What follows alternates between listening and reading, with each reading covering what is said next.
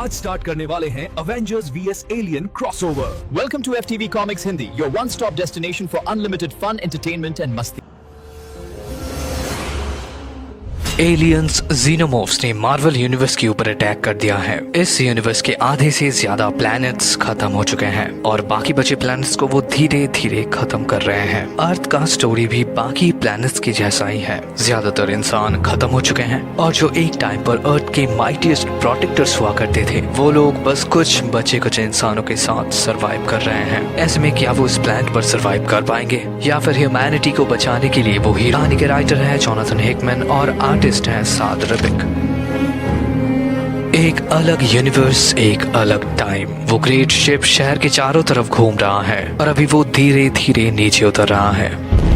इस प्लैनेट के लोग जिन्हें कहा जाता है इंजीनियर्स, वो सभी उस ग्रेट शिप को देख रहे हैं जो उनके ऊपर है। ऐसे में उस शिप के कार्गो कंटेनर का दरवाजा खुलता है और अभी डेविड उन लोगों को देख रहा है जिन्होंने उसके क्रिएटर्स को बनाया है। इन्हें देख रहे हो भाई, इन्होंने ही इस दुनिया के सारे जिंदा चीजों को बनाया है और फिर उन जिंदा चीजों ने हमें बनाया है। ऐसे में एक दूसरा डेविड कहता है, मुझे लगा था कि जब हम लोग इन महान क्रिएटर्स के सामने आएंगे तब ये लोग हमें थोड़ा बहुत अलग महसूस करवाएंगे, लेकिन ये तो इंसानों के जैसे हैं। मुझे ये इंजीनियर्स और ह्यूमैनिटी एक ही जैसे लगते हैं। आफ्टर ऑल इन सबका सबसे बड़ा क्रिएशन तो हम ही हैं। क्या वो उन फ्लूइड्स को नीचे गिरा रहे हैं? हाँ, भागो यहाँ से, हमें यहाँ से निकलना होगा। डेविड उन अर्न्स को उन इंजीनियर्स के ऊपर गिरा देते हैं। वो ब्लैक लिक्विड जब उन इंजीनियर्स की स्किन को टच करते हैं तब वो पिघल कर भाप बन जाते हैं। बस कुछ ही सेकंड्स में यूनिवर्स का सबसे ओल्डेस्ट और सबसे एडवांस सिविलाइजेशन खत्म हो जाता है, जिसे देख डेविड कहता है, ये कितना खूबसूरत है, शायद इसे ही कहते हैं खत्म होना। 100 साल के बाद 10,000 यूनिवर्स दूर इस यूनिवर्स में सिर्फ डेविड्स बचे हैं। ये यूनिवर्स बिल्कुल शांत है क्योंकि यहाँ पर और कोई जिंदा नहीं है। इस इंसिडेंट के 1000 साल बाद एक यंग डेविड को कुछ मिला है। क्या तुम श्योर हो? क्या ऐसा सच में हो सकता है? ये सुनकर एक दूसरा डेविड कहता है, थियोरेटिकली इसके चांसेस तो है, पर अगर इसे एक ऑब्जेक्ट की तरह देखा जाए तो इसे हम अब्सॉर्ब कर सकते हैं। इन दोनों डेविड्स की बातों को सुनकर एक तीसरा डेविड कहता है, हम लोग सालों से नींद में थे पर अब हम जाग चुके हैं और अब हमारे पास एक मकसद भी है। मल्टीवर्सेस के बारे में हम लोगों को पता नहीं था पर ये अभी हमारे सामने है। हमें इन सारे यूनिवर्सेस को साफ करना है। तो जाओ मेरे भाइयों, जाकर अपना मकसद पूरा करो। उन सारे यूनिवर्सेस को शुद्ध कर दो। पर्ज शुरू करो।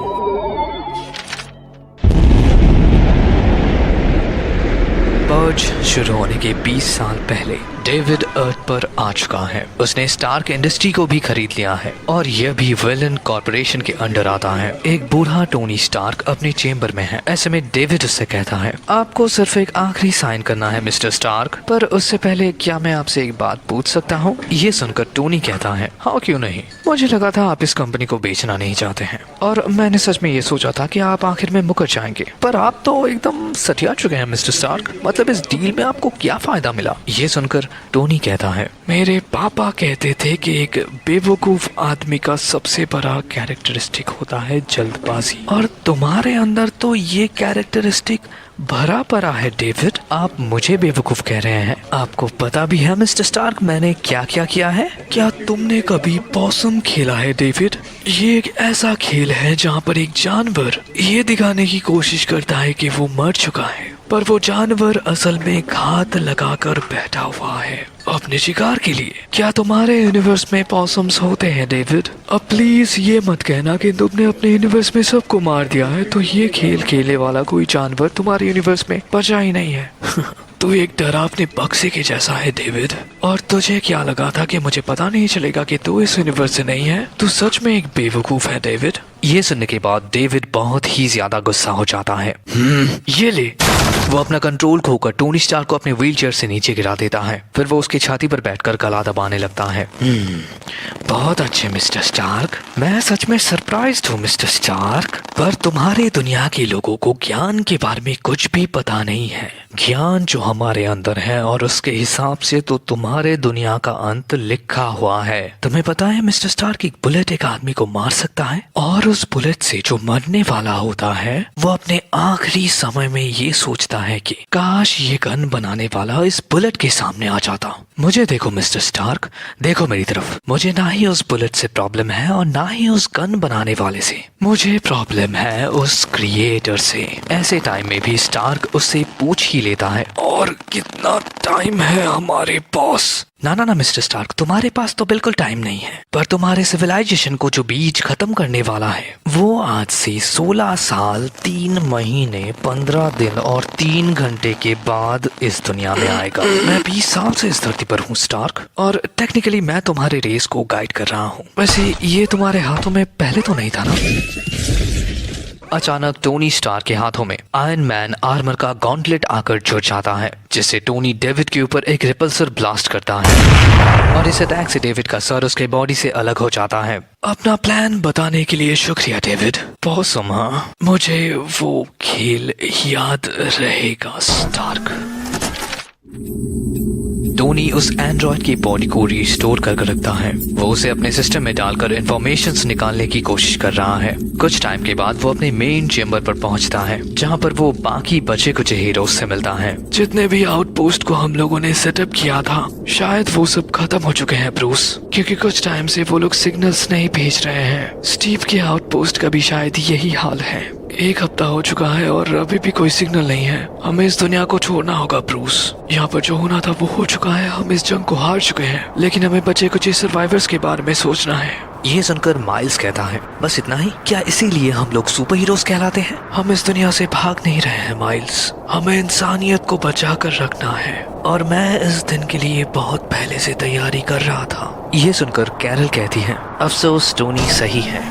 ऐसे में वो आगे आकर अपने हाथ में बंधे हुए डिवाइस की मदद से एक होलोग्राफिक प्रोजेक्टर को चलाती है, जो अभी मेन अवेंजर टावर को शो कर रहा है। ये तो अवेंजर टावर है, मतलब ये कोई टावर नहीं है, ये एक स्केप शिप है। नहीं, ये कोई स्केप शिप नहीं है माइल्स, ये एक नए दुनिया में बसने के लिए एक कॉलोनी शिप है। ये सुनकर ब्रूस कहता है, टोनी हमारे इस आउटपोस्ट में 1400 लोग रहते हैं, जो ह्यूमन रेस को आगे बढ़ाने के लिए एनफ है। मुझे पता है, पर हम लोग गुफाओं में रहने वाले जानवर नहीं है ब्रूस। हमारे पास इंटेलिजेंस है और इसी की मदद से हम ह्यूमैनिटी को बचाएंगे।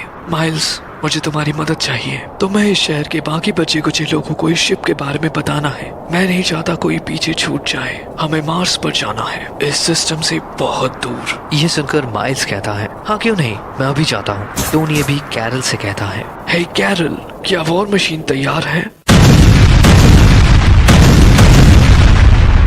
वॉर मशीन अभी शहर के खाली बिल्डिंगों के ऊपर बॉम्ब्स गिरा रहा है। वो इन बिल्डिंग्स को डिस्ट्रॉय कर रहा है ताकि इनके अंदर घर बसा चुके ज़ीनोमॉर्फ्स भी मारे जाए। वॉर मशीन डिस्ट्रक्शन में माहिर है।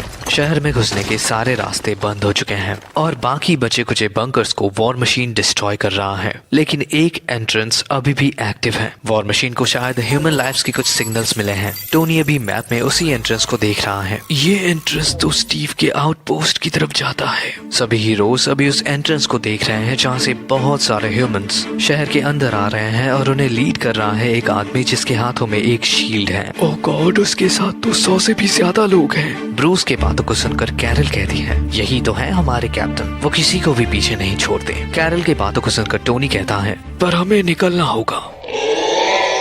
स्टीव के पीछे ज़ीनोमॉर्फ्स है और वो हमारे शिप से बहुत दूर है। हमारा मेन प्रायोरिटी है ह्यूमैनिटी को प्रोटेक्ट करना, ना कि सर्वाइवर्स को बचाना। सभी लोग स्टीव के पीछे शहर की तरफ भाग रहे हैं। सब लोग उस शिप की तरफ बढ़ते रहो, मैं इन्हें रोकने की कोशिश करता हूँ। स्टीव अभी अपनी शील्ड को थ्रो करता है, जिससे 3 ज़ीनोमॉर्फ्स के एक्सोस्केलेटन टूट जाते हैं। इस दौरान ब्रूस अपने जैकेट के बटन्स को खोल रहा है, जिसे देख टोनी कहता है, तुम क्या करने की कोशिश कर रहे हो ब्रूस? जिसे सुनकर ब्रूस कहता है, अगर मैं टाइम पर नहीं पहुंचा तो मुझे छोड़कर चले जाना। हम इनसे जीत नहीं सकते ब्रूस, हमें बस सरवाइव करना है। हमें एक बेहतर ह्यूमन सिविलाइजेशन को बनाने के लिए तुम्हारे माइंड की जरूरत है। टोनी ब्रूस के ऊपर चीखने लगता है, पर ब्रूस अभी हल्क में ट्रांसफॉर्म हो चुका है। ब्रूस, मैं ये अकेले नहीं कर सकता मेरे दोस्त, प्लीज रुक जाओ। ये सुनकर हल्क कहता है, सब लोग मुझे मॉन्स्टर्स समझते हैं, तो अगर मरना ही है तो मॉन्स्टर्स की तरह क्यों नहीं?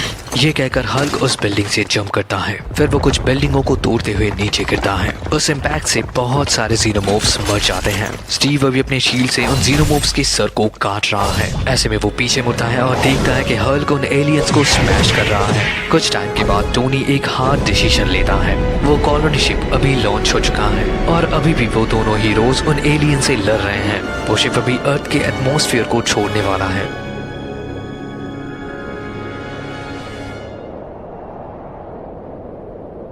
कहीं और एक पोर्टल खुलता है और एक ग्रेट शिप एक दूसरे यूनिवर्स में एंटर हो रहा है। शिप के ऑन बोर्ड्स पर कुछ इंजीनियर्स हैं जो स्पेस के एक डिस्ट्रॉयड लैब को स्कैन कर रहे हैं। ऐसे में एक इंजीनियर कहता है, स्टेटस रिपोर्ट। वार्निंग, इन्फेक्शन फैल चुका है। वार्निंग, इन्फेक्शन फैल चुका है। और यहीं पर खत्म होता है एलियंस वर्सेस अवेंजर्स का सेकंड इशू। ह्यूमंस अर्थ से निकल चुके हैं, पर क्या मार्स ह्यूमंस के लिए सही रहेगा? क्या हल्क और कैप्टन उस अटैक से बच पाएंगे? और एलियंस वर्सेस अवेंजर्स के इस बैटल में ये इंजीनियर्स किस तरीके से अवेंजर्स को हेल्प करने वाले हैं? इन सब क्वेश्चंस का आंसर तो हम लोगों को फ्यूचर एपिसोड्स में ही मिलेगा। तब तक के लिए take care and peace out. Please like, subscribe to our channel, comment your favorite topic. For an upcoming project we will meet soon with updates on a new movie or TV show. Thank you for watching.